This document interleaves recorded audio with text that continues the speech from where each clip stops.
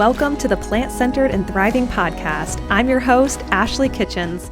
Welcome back to the podcast. My name is Ashley, and I am so glad you are with us today. Thank you for being here. And I hope wherever you're listening that you're having a good day. Today, I have Dr. Yami on the show, and we talk about a parent's guide to intuitive eating. And you actually know one thing that we ended up discussing was how to merge intuitive eating and plant-based eating or veganism together. I really appreciated how she approached that subject. It's actually one of the 4 pillars in her book that she talks about. So we get into all that good stuff. And I think that if this is something that you have a lot of questions around, I feel like she's going to answer them because she is a wealth of knowledge. So Dr. Yami is a board certified pediatrician, certified lifestyle medicine physician, national board certified health and wellness coach, author, and international speaker. She is amazing. She is a passionate promoter of healthy lifestyles, especially the power of plant-based diets for the prevention of chronic disease. She founded VeggieFitKids.com, where she provides information on plant-based diets for children. She also hosts the popular podcast Veggie Doctor Radio, which boasts listeners from 96 countries and nearly 500,000 downloads to date, which is really awesome. She is a fellow of the American Academy of Pediatrics, a diplomate of the American College of Lifestyle Medicine. She has a certificate in plant-based nutrition and is a certified food for life instructor. Dr. Yami owns Nourish Wellness, a pediatric micro practice in Yakima, Washington, where she lives with her husband and 2 active sons. Her book, like I said, is called A Parent's Guide to Intuitive Eating: How to Raise Kids Who Love to Eat Healthy. You can learn more about Dr. Yami at dryami.com, and we've included all the links in the show notes that if you want to connect with Dr. Yami, you definitely can just by clicking below. It's really, really easy.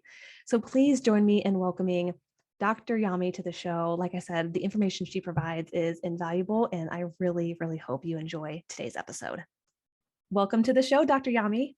Thank you for having me, Ashley. I'm so excited to be here. I am so excited for you to be here, and I can't wait to talk more about intuitive eating, more specifically intuitive eating for kids. But before we get into all of that great information, will you just give us a little background on you and what you do, and then we'll talk about your personal journey to intuitive eating and plant-based eating. Sure. So primarily, I'm a primary care pediatrician. So I'm a board certified pediatrician, but also super passionate about lifestyle medicine. I'm certified in lifestyle medicine as well through the American Board of Lifestyle Medicine. And I'm a national board certified health and wellness coach. So I'm able to see children not just for your traditional pediatric medical stuff, but also have that perspective on the overall picture of lifestyle habits and behaviors and how important they are, not just to prevent, but potentially reverse chronic disease. And I can also work with adults in that same fashion. You're setting up those habits and behaviors and doing thought work and all of that. So my background in my work is that I get to work with a diverse group of people, primarily focused on that big picture view of habits and behaviors, and particularly nutrition, because as you know, and your audience knows, nutrition is vital, and it's something that we are exposed to multiple times per day. So it can make a really big impact in how we feel and how long we live and all of those things. But to take a step back from my childhood, one of the reasons I'm so passionate about intuitive eating and also health at every size is just because I started dieting when I was around 8 or 9 years old. And I grew up in the 80s and 90s, and it was just the normal thing to do.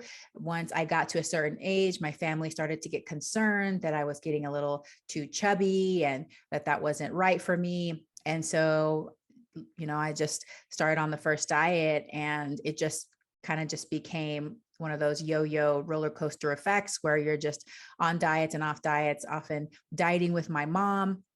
And it just really became like a big part of my life. Like my identity was pretty much dieting. But as you may know, and some of your listeners may have unfortunately experienced, the more diets you're on, the more likely it is that you develop disordered eating a really inappropriate relationship with food and your body and yourself. And I hit rock bottom when I was in my 30s. I finished residency, was, finally had the job of my dreams, was living my life of my dreams. And my second son had just come home, and I really should have been at the happiest of my life, but I was miserable. Binging was out of control. I could not, I felt like my eating was so erratic because I was so focused on it all the time.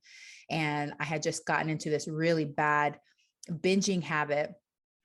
And it was to the point that I started having thoughts that my children would be better off without me. And that was really scary. And I knew that something had to change. So I just did everything at once. I saw my provider, I got a coach, and it was very, very soon during that time that I also discovered plant-based nutrition for a completely different reason. And it all just came together, eating whole foods, being able to feel good, feel satisfied with my food, simplifying the way I thought about food. So it wasn't about calories, and it wasn't about like all of these thinking about micronutrients and macronutrients. It was more about just eat whole foods that feels good, that's satisfying. Stop weighing yourself, stop dieting. And that's slowly when I started to heal. But of course, it's a complicated up and down journey. So I've had some bumps in the road since then, but overall, I'm just really happy that I discovered plant-based nutrition and a different way of approaching my body and food. So it's been a little bit of a complex journey, but I can take that background and what I've experienced along the way to help others if they're already there. But what's most important to me is to prevent it from happening in the first place, because once you've been dieting for several decades, it's a really tough habit to break, and it still sneaks up on you. So I'd really like it if children never did that ever in their lives, and they grew up just feeling really confident about their bodies and their food choices, and not have that lifelong struggle that so many of us have experienced. Yeah, absolutely. And I appreciate you being transparent and just saying that it's not this like picture perfect journey. Once you started eating more intuitively and once you started eating plant-based, it's not like it was, oh, poof, like all my problems are gone. Like, I appreciate you saying there's still some ups and downs along the way. Yeah, it's hard. I mean, we live in a culture and a society that really does expect us. The picture of success is that you're thin. I've strived for success my whole life. Sometimes it still feels like that's a part of me that's failed. I mean, and I hate even saying that out loud, because I work with coaching clients and I help them change their thoughts around this. But when you're completely surrounded by a culture that tells you that success and love and beauty is thinness, you have to deliberately fight against it every day. And it has to be a practice, because it's very easy to get swept back right into it. And it's sneaky, because it's not just thin culture, but it's healthism too. And I know that in the past, I've used the health route to kind of circumvent that part of me that said, yeah, you probably shouldn't be doing all this to be a certain size, but it's actually for health, and that's how my last, fall into the darkness was this fasting thing, which I think a lot of people are falling into that, because fasting, it's so much better for your brain, and, it's good for your organs. It decreases your risk of cancer. Everybody should be doing it. And for people like me that have that perfectionism and all or nothing approach to life, that 12-hour fast becomes a 16-hour fast, 18, 24, 36, 72. Pretty soon you're not eating for 5 days straight. And so and it seems extreme, but I know I'm not the only one. Yeah, So absolutely. I know it happens a lot. Yeah, it's a slippery slope for sure. Yeah. And I've had several clients say to me before, it's like, especially when they start on the intuitive eating journey, it's almost like they're admitting defeat to what they've done, like you said, for decades past. And it can be a real struggle to kind of work through some of that. Yes. Yeah. Absolutely. So would you mind explaining to us a little bit about what intuitive eating is for those who aren't familiar?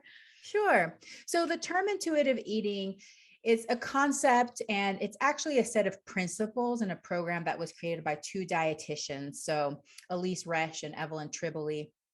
And they started noticing in their practices too, like the same thing, like they were traditionally trained dietitians and putting everybody on the weight loss track. And this is how you do it.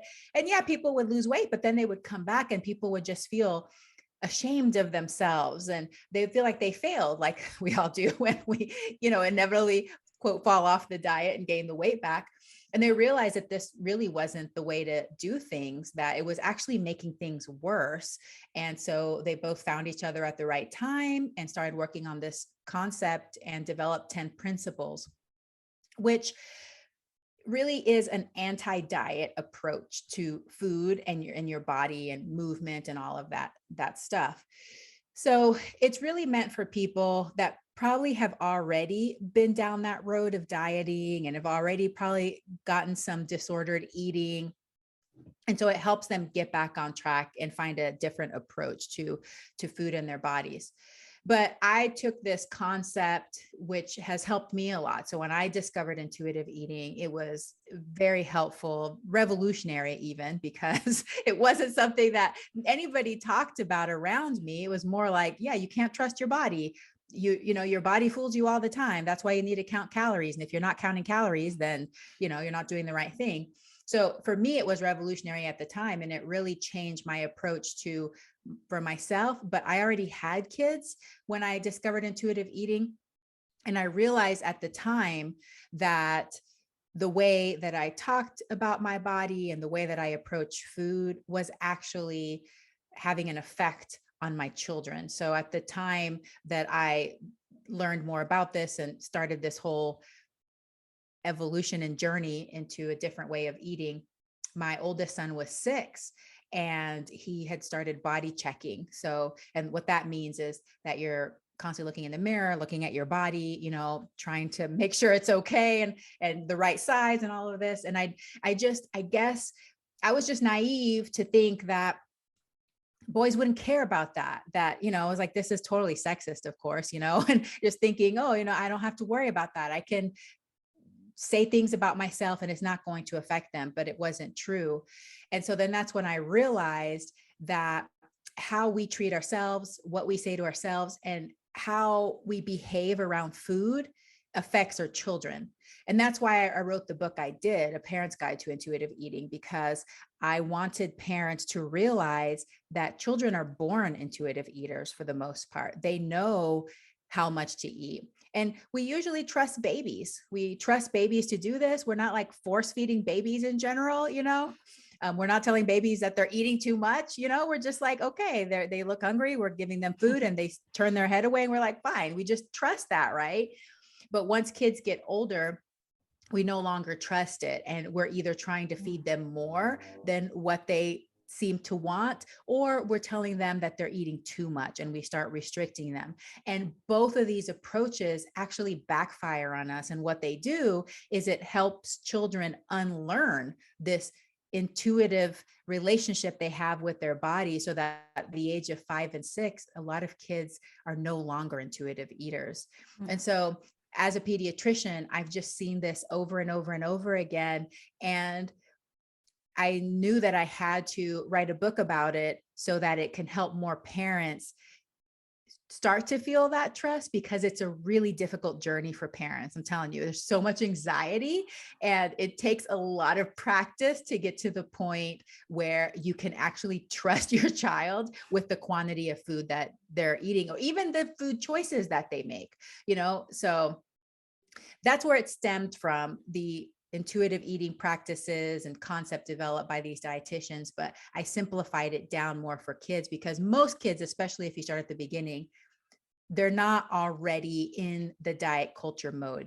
Mm-hmm. So we can help protect them from that as much as we can. We can't completely isolate them and put them in a bubble, but there's a lot of things that we can do to counteract what society is telling us about our bodies, so that the children don't internalize that and they can stay confident within themselves. Yeah, absolutely.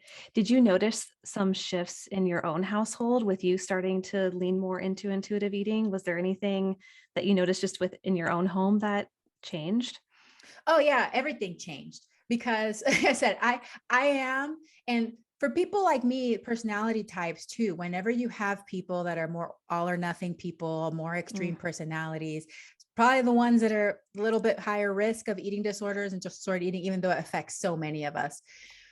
So I would get into these little cycles of like, okay, no sugar, we're not going to have any treats. And plus I believe there's so many times in my life that I believed I was a food addict. And so we can't have chocolate here. We can't have chips. We can't, I mean, like literally it was just like, and I think that if you ask my kids, they probably don't remember anything being extreme because by the time I discovered this, my youngest was only 18 months and my oldest was around 6 years old. And I was able to change things pretty good, pretty quickly after that. But it was more relaxed, very much more relaxed, because yeah. it was very stressful for me to feed myself and to feed my kids because I was always believing that it was either going to affect their body size, which, I talk about this weight stigma and sizeism, internalized weight stigma. And so I was afraid of that. I was afraid that they were going to be fat, but I was also afraid that it was going to hurt their health. And so all of this fear and this anxiety was causing me to set up some extreme rules that counterintuitively actually makes things worse and actually helps your children develop those habits that might set them up for health problems and especially mental health problems down the road.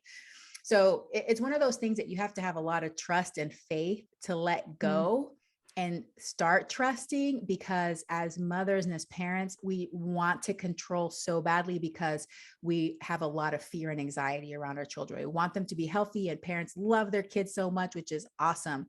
But the tighter grip and the tighter control we have over food and eating, it usually ends up causing more problems than we realize. yeah. Yeah. And you've touched on this a little bit, but even more so, why do you think intuitive eating is imperative for not just parents, caregivers to emulate, but also why is it important to maybe showcase that to their kids or teach it to their children? Well, it's really hard to teach intuitive eating if you're not modeling it. So that's why in my book, I do talk about how intuitive eating is incompatible with dieting.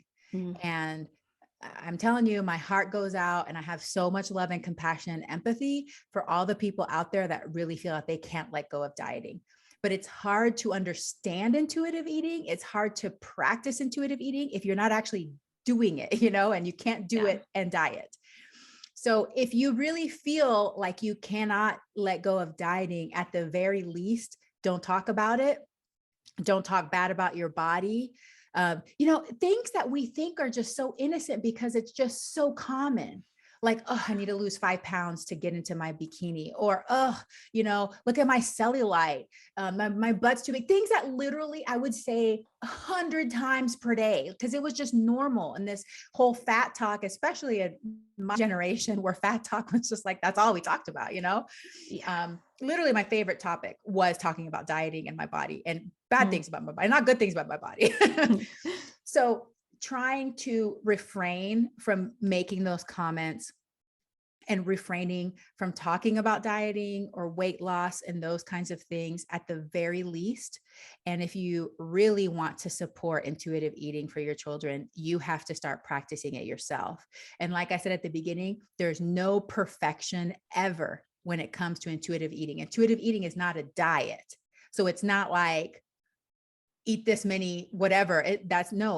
It's really about letting go and exploring and finding out what works for you and allowing all those foods that you've been restricting for so long because you felt that it was causing you to have higher body weight or that it was just going to be super harmful to your health.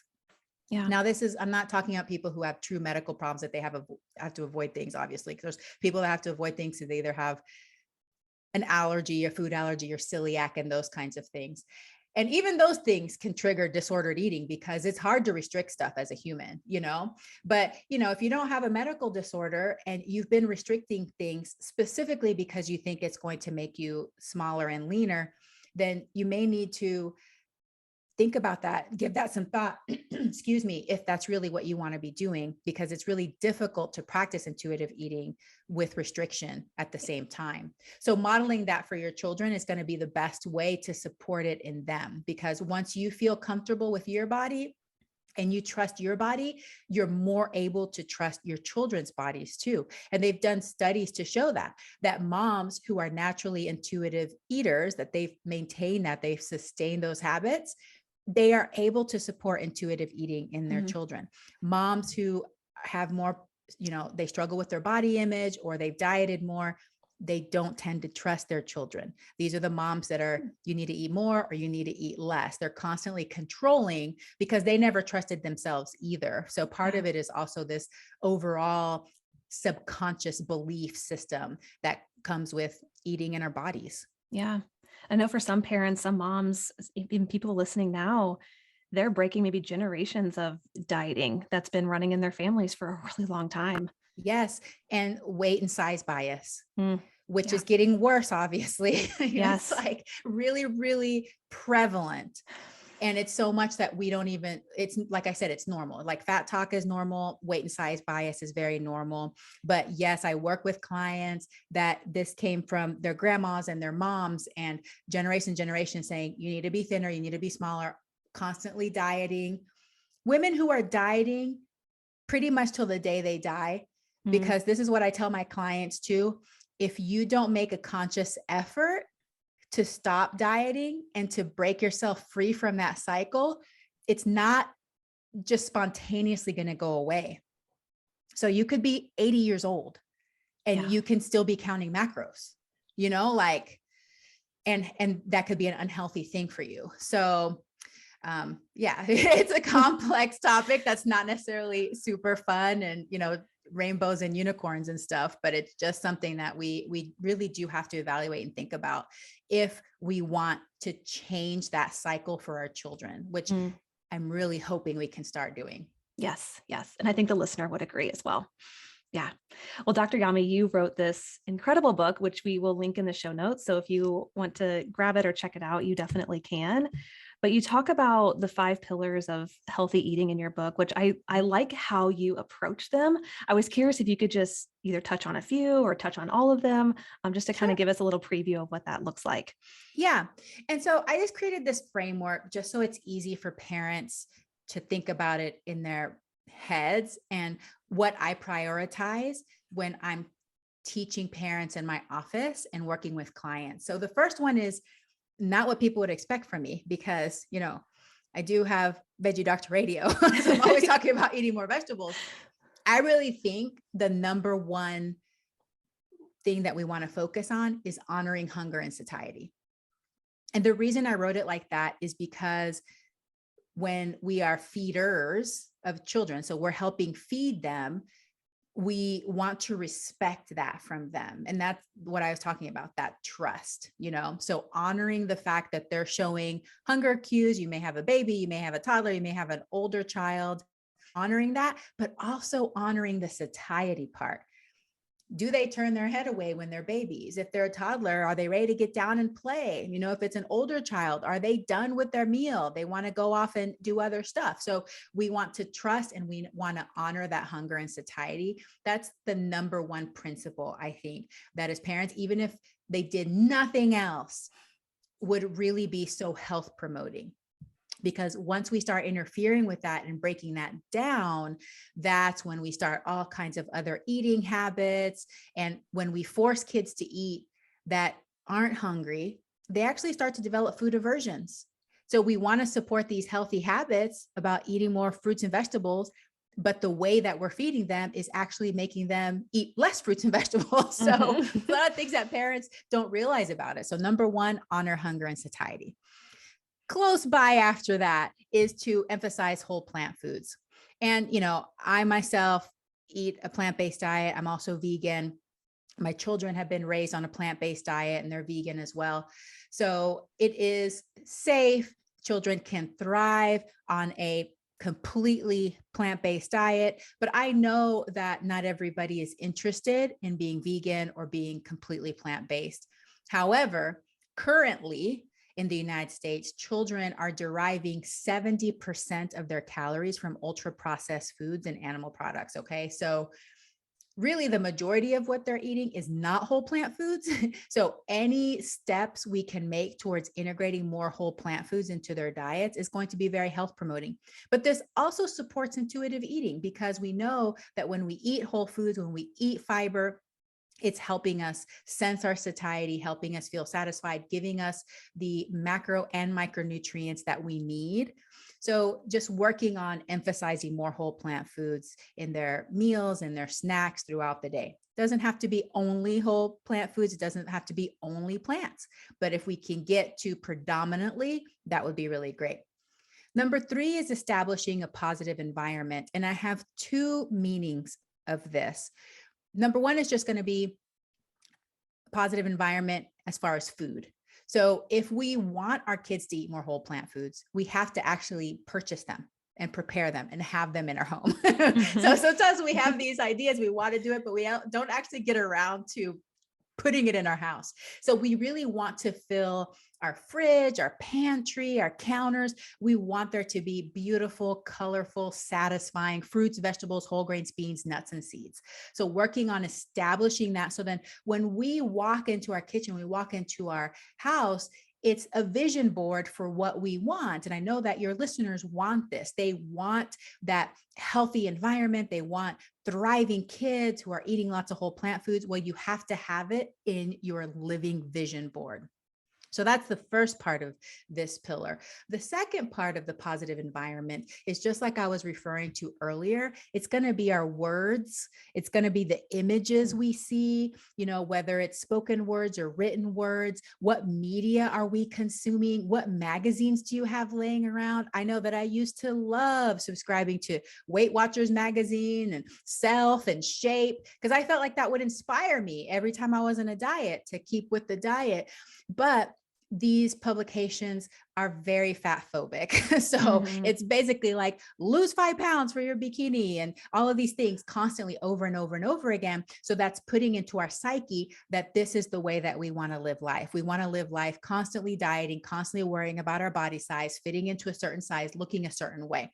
So being conscious of what we're putting into the environment, being conscious of the words you're saying, and creating a positive place. How do you want your kids to feel about their bodies? How do you want them to feel about, how they live their life according to food and their bodies? And that's what you want to put into your environment. Number 4 is to be flexible. I think this is really important, especially for us mamas that are perfectionists and all or nothing thinkers. Like I said, I went through a phase where it was just like, no sugar, no treats, nothing. We will eat rice, brown rice and black beans. It was just like very strict. And that doesn't work very well, especially as kids grow up. So we can probably be that way before they go to school, because they're not going to know a difference. They don't encounter any of those things. But once you release your kiddos out into the world, they're in preschool, they're, elementary school, there's the birthday parties. There's like literally a celebration every single day. Like, I don't even know how many celebrations they have, but there's all kinds of things. Once they know that there's other things out into the world and you're constantly saying you can never have that, then it really becomes a struggle for some children. And this is also just about how you live your life in general, because we aren't home all the time. We're vacationing, we're traveling. So what I tell people is try to think about it like 80-20, 80% of the time. Be as health promoting as you can, make your brown rice and beans, stay with your whole foods, do your stuff that makes you, that makes you feel good, so that you can have 20% wiggle room. And this allows you to relax so that you're not always stressing out. And it also helps your children develop that relationship with food, because kids have to learn on their own their limits too. If we're constantly limiting them and saying, you can never have that, you can never have, this thing, then it makes it difficult for them to practice intuitive eating. Now, I do talk about in my book that every family has to determine for themselves what their rules are. And I know that some people are a lot more strict in their veganism, and it's very, very important to them. And so there's alternatives too. Like, for example, if a birthday party is coming and you really don't want your child to have a cupcake that might have dairy or egg in there, then you have to make time and be deliberate about taking the alternative cupcake or some other alternative treat that might be used in place of that for your child, and having conversations with your children. But at some point, especially as they're older, you may have to let go a little bit and let them explore the world, because like I said before, the more tightly we grip, the more we try to control, usually it creates more problems. And it's hard for mama's hearts. I know that, believe me, I've been there. Yeah. So that's just one of my recommendations, is to employ that 80-20 rule. And then the last one is also helping moms and parents, and that's relax and have fun. Like feeding kids, feeding ourselves. It doesn't have to be complicated. It doesn't have to be stressful. You asked me earlier, what's one of the biggest things that changed after I made the switch and this evolution began? And it's just that mealtime can be so fun. Mealtime can be relaxed. It can be enjoyable. I'm not stressed. There's nobody crying. So, it makes a big difference just in your overall satisfaction with life, to be able to just enjoy it and know that you're not going to be perfect, and don't have expectations that you're going to be perfect. Like sometimes we set out with these expectations that are so unrealistic.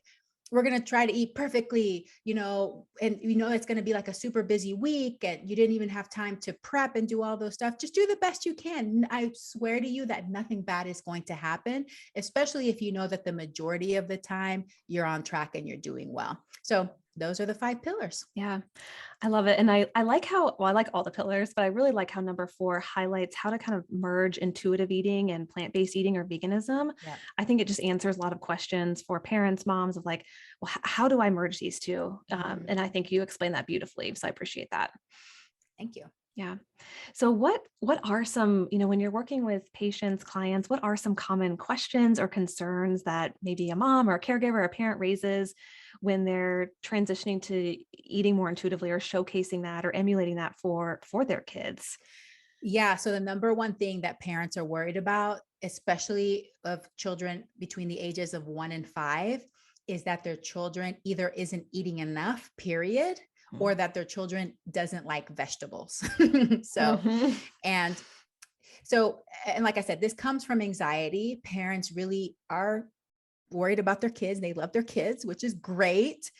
But what I say is, leave the worry about your child's growth up to their healthcare provider. And if your healthcare provider has concerns that your child is not consuming enough calories, that's one thing. But I'll say, in my experience with my patients, the majority of time, these kids are tracking right along their growth percentile. There is no problems. They're thriving. They're developing well. And what happens is, when kids are under the age of 1, they're eating all the time. So you have a breastfed babies, like literally eating every 2 hours. Then they start eating solids and they're just loving it. And they're eating so much and they eat everything you give them, and you get used to that. Then they become toddlers and their growth rate actually decelerates. They're not growing as quickly as they were before. If they kept growing at the same rate as they were infants, believe me, we would be giants. Okay. So it's good. We don't want to grow that fast forever. But then parents get really worried because a toddler may literally take 2 bites and they're full and they want to go play. Their main job at that age is to explore their environment. So we're actually miscalculating. We think that our children need to be eating more, and we get stressed about that. So I just reassure parents that our job is to follow the division of responsibilities as created by Ellen Satter. I love this. And basically what that is that the job of the parents is to decide what, when, and where. So what are you going to feed your child, when, and what location, preferably sitting down somewhere at a table. And of course, we want predominantly whole plant foods, diversity of foods, that kind of thing. But then after that decision is made, your job is over. And then it's your child's job to decide if and how much, if they're going to eat anything at all, and how much of that food they're going to eat. You don't cross over into their autonomy. That's their autonomy. That's their decision. And then, once they decide how much they're going to eat, then we're done, So your job is not to ensure that your child eats a certain number of vegetables.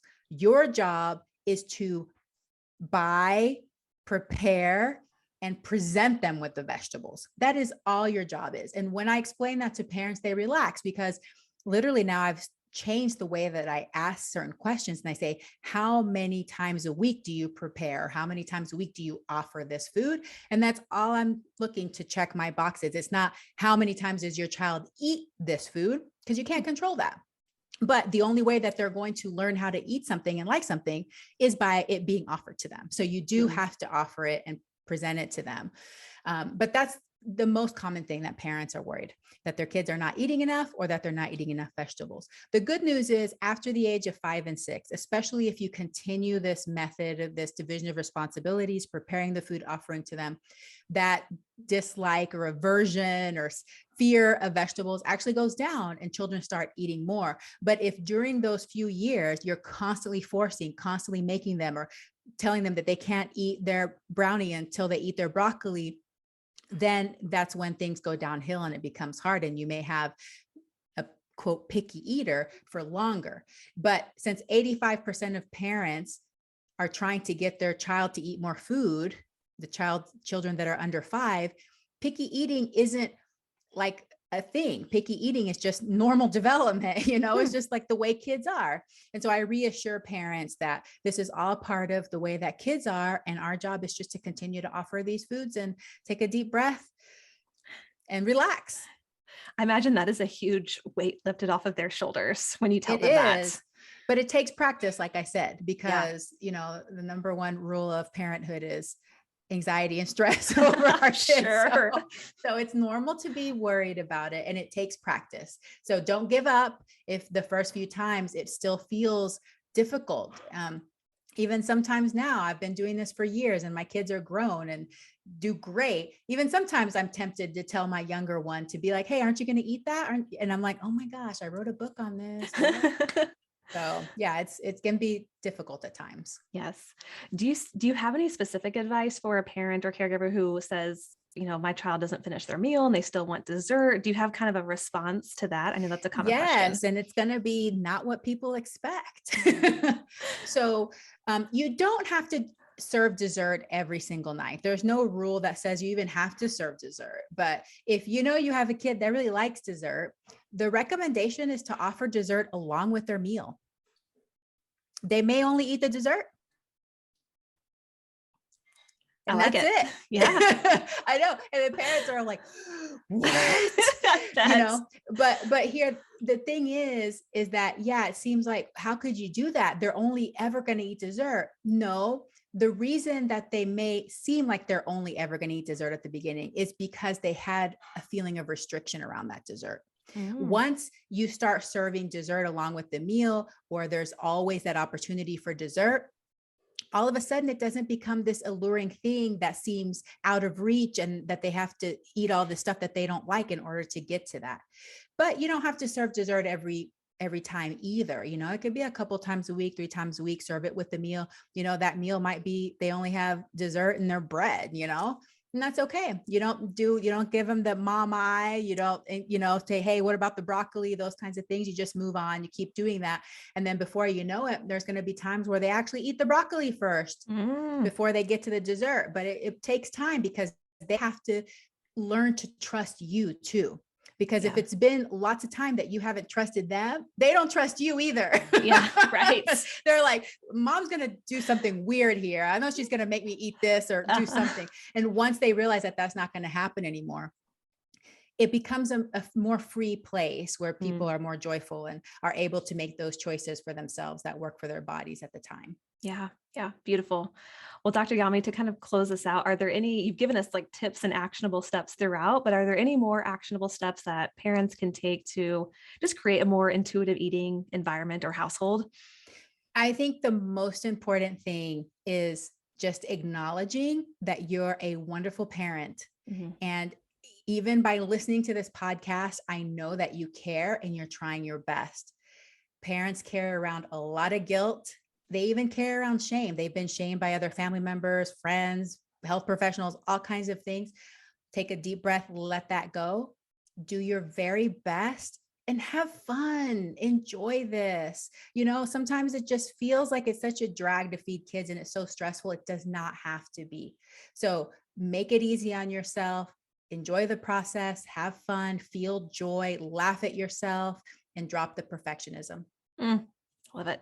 Well, Dr. Yami, thank you so much for all of this just invaluable information. If someone's looking to connect with you, where is the best place for them to do that?